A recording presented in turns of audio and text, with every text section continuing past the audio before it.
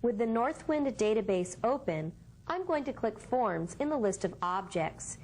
Here you can see we can create a new form in Design View or using a wizard.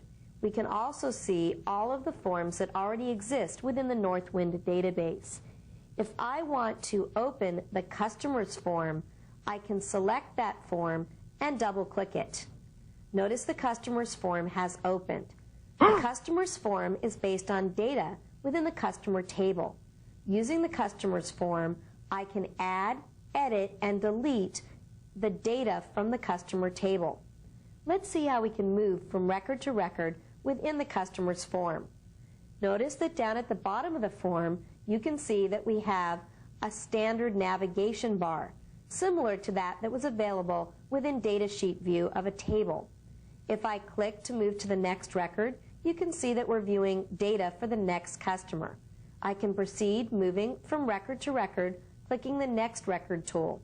I can also use the Previous Record tool, moving backward within the records one record at a time.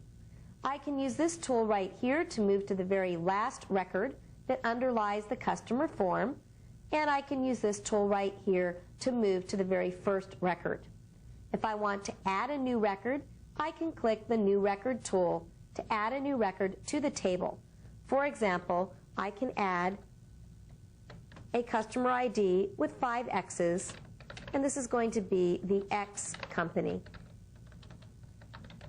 And I can continue to add the rest of the data. If I want to move off that record, I can click the Previous Record tool, and I can move back to the record that we just added. And there's the X company.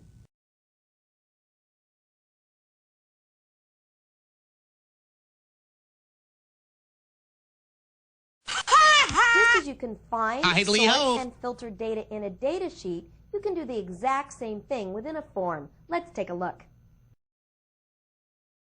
I'm going to click within the Title field on the customer's form.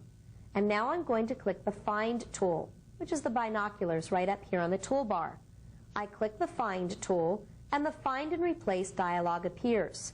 This dialog should be familiar to you, since it's the same dialog that appears when we attempt to find within a data sheet. Just as I can determine what I want to find within the data sheet, I can, for example, type Sales Representative. I can then click Find Next. If I move the Find and Replace dialog, you can see that I've moved to a Sales Representative, and this is Alfred Futtergeist. If I click Find Next, you can see that I moved to another Sales Representative. Something that's really nice to know about the Find and Replace dialog is that it's not really modal, meaning that I can click within the record and I can actually enter or edit data around the, for example, large horn.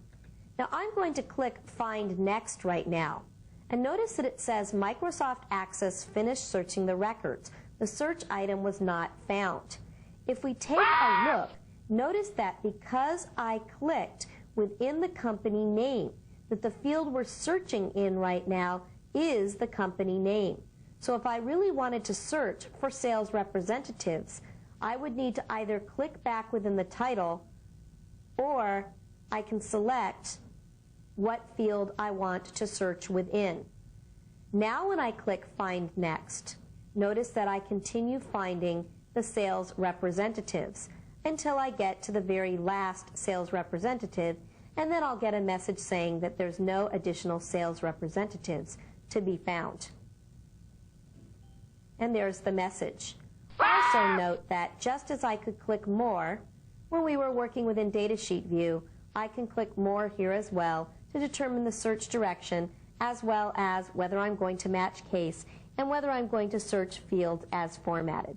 So you can see the Find and Replace, and we didn't replace, but it works exactly like it did while we were in Datasheet view.